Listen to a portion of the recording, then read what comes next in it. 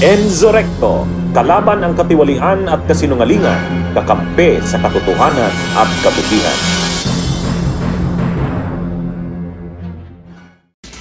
Ating himayin ang naging sona ng Pangulo. Kasama natin ngayong hapon dito sa PRTV Prime Studio, walang iba kundi si Attorney Barry Gutierrez, kilalang political analyst at dating mambabatas. Magandang gabi, Attorney Barry, and welcome back sa Arangkada Balita. Magandang gabi, Ninya. Okay, so, in short, ano po ang masasabi ninyo dito sa sona ng Pangulo? Ito po ba ay damage control? O nakikita ninyo na may totoong sinasabi siyang legacy blueprint para sa huling 2 taon niya sa posisyon? Hindi naman siguro damage control. Pero ang dating sa akin, may pag-tick ng mga boxes. Kasi kung titingnan mo yung struktura ng speech niya, napaka-textbook eh. Siyempre, inuna na niya yung corruption. Kasi yun ang nasa utak ng lahat ng nanonood. Papasok pa lang tayo ng SONA, madami nagsasabi, ang hinihintay namin kung ano ang follow-up niya dun sa sinabi niya last year. At yun, in the first 5 minutes, Sinabi na niya. in-address na kagad yun. Were you satisfied? Oo, in the sense na sa tingin ko hindi madaling sabihin na ikaw ay sumusuporta na at aandar na ang gulong ng hustisya laban sa isang dati mong malapit na kaalyado at bukod dito, pinsan pa niya. Diba? So ako, hindi natin pwedeng i-underestimate yung value nun. Pero strangely enough, dahil inuna, at hindi na binalikan. Hindi na niya binalikan. Parang hindi yun ang naging emphasis nung speech. Kumbaga, front load, definitely hindi mo mamimiss yung punto. Para siguro tapos na. Hindi na ako... Pero parang iniwan niya kaagad at nag-move on sa Nag-move on iba. na siya. At may sinabi pa siyang ibabalik daw yung bilyong-bilyong pera or binalik naman daw sa kaban ng bayan, di ba? Parang accomplishment na or may nagawa rin naman daw siya doon sa corruption na scandal na yan. Sa tingin ko kasi yun ang pag-addreso sa mga ibang kritisismo na wala naman pinupuntahan itong mga investigasyon, itong mga pagkakaso dito sa flood control. So tingin ko importante dito sa zonang ito na ilatag niya yung punto na hindi lang namin sinimulan ito, hindi lang nagkaroon ng investigasyon na wala naman pinatunguhan, merong ilang bilyon na nabalik at mas mahalaga dito, nadala sa mga programang ABC. Tingin ko, yun yung... Kaya raw meron sila na ibigay na let's say ayuda or... edukasyon, yes, etc. pagkain, etc. So, that part na maganda nga. No? Pero sa mga sumunod na part ng kanyang speech, ano ang tumatak sa'yo? Siguro alam ko na. Ito ba yung systems loss? Well, yung kasi yung bago. Or systems. Tama, systems Yun yung bago. Yun yung bago. Pero kung titingnan mo yung buong framework ng speech, kaya nga sabi ko may pagka-textbook siya. Sa halos lahat ng survey na ginawa over the last 20 years, pag tinanong ang mga Pilipino, ano ang mga pinakamalaking issue na gusto niyong tutukan ng gobyerno? Ang top 3 lagi ay presyo, trabaho, kita. Diba? Masyadong mataas ang presyo, gusto namin ibaba ng gobyerno, gusto namin magkaroon ng mas maayos sa trabaho, gusto namin tumaas ang aming kita. Kung susuriin mo yung simula at hanggang dulo ng speech ni Pangulong BBM kanina, yun ang kanyang tinutukan. Yes. Nagsimula siya sa paglista ng mga ginawa ng kanyang administrasyon para huwag masyadong masaktan ang mga Pilipino sa epekto ng oil price hike ng mga nakaraang buwan. Pinag-usapan niya yung mga ginawa nila para mapadami yung trabaho. Kasama na dito yung mga on-the-job training, yung pag-improve ng TechVoc, at iba pa. Diba? At pati yung pag-invest in mga bagong mga areas of industry. And then yung sa kita, ganun din.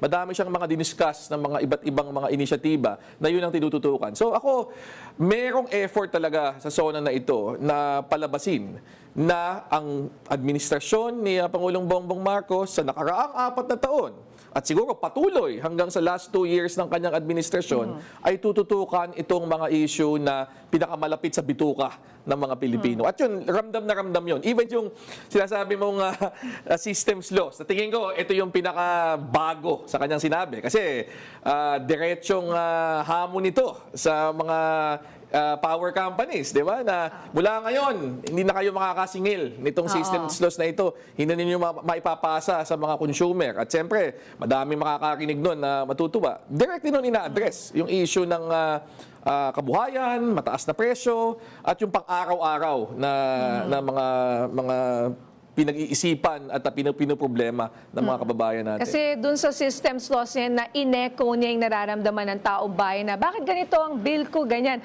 Tapos sasabihin sa'yo, kasi dahil po sa systems loss, lahat tayo, ano yun? Ako din, Diba? matagal Saan ang na galing? yun. Bakit Matagal kami? na madami nagtataka dyan. Diba? So ngayong tinukoy niya, pero binanggit din niya dito na kailangan magkaroon ng amendment sa IPIRA. So panawagan ito sa Kongreso na ipasa yung kailangang amendment para Maipatupad yan. So hindi mo yan maipapatupad kapag hindi na-amend yung EPIRA law. Oo, kasi sa kasalukuyan, inaalaw nung batas.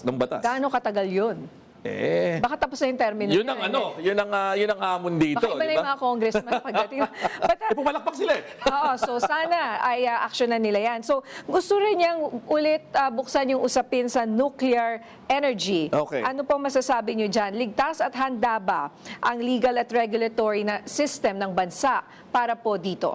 Sa katotohanan, tingin ko, yan yung pinaka-aspirational part ng kanyang speech. Kasi in 2 years, hindi ka na naman makakapagtayo ng isang functioning nuclear power plant. Pero tingin ko, senyalis yan na at least sa punto ng pagbago ng pulisiya o pag-aaral ng feasibility ng pagkakaroon ng nuclear plant, kikilos ang mga kinaukulang tanggapan ng pamahalaan. Pero yung makapagtatayo pa tayo, kung seryoso talaga siya dyan, dapat sinimulan niya noong 2022. Pero at this late stage, mukhang malabo niya. At naging klaro naman yun. Nilatag niya yung mga in the pipeline, yung mga malapit na mag-online na mga power plants. Karamihan, ang ginagamit na teknolohiya, hindi na nuclear, di ba? Solar, geothermal, Yes. hydrogen, yun yung bago. At iba pa. At susuportahan nga raw niya at Oo. sinusuportahan nila. Bilang panghuli na lang, Attorney Barry, very quickly, ano masasabi niyo dun sa ending ng kanyang speech where he called for unity at kumbaga ipinaramdam niya na kahit na anong mangyari yung pagmamahal sa Pilipinas, di ba? Parang ganun, nag-appeal siya sa ating mga Pilipino na mahalin ang ating bayan. Sa tingin ko, medyo clever yung part ng speech na yun. Kasi ang ginawa niyang tungtungan, yung recent na lumabas na nakaka-insultong pahayag, di ba? Galing sa China, na kinumpara ang mga Pilipino sa matching. Di ba? Yes. At madami talagang Pilipinong nagalit doon. So, tingin ko, nakita yung ginawa niya, kinuha niya yon, yung nararamdaman ng maraming Pilipinong yon, yung pagka-insulto, yung sama ng loob na bakit tayo minamaliit lang, at ginawa niyang parang rallying point. Di ba? Sinabi niya na hindi tayo ganito, tayo nagre-respeto, pero hindi rin tayo bibigay. So ako tingin ko, it was a particularly clever use ng isang recent na issue na madaming talagang bumulusok ang kanilang damdamin para maging rallying cry para nga sa pagkakaisa at pagkakahanap ng common ground para nga tindigan ang ating sariling bayan at ang ating sariling dignidad bilang mga Wala Pilipino. masyadong numbers no? Oo. It's really more about his messaging, Oo. his story.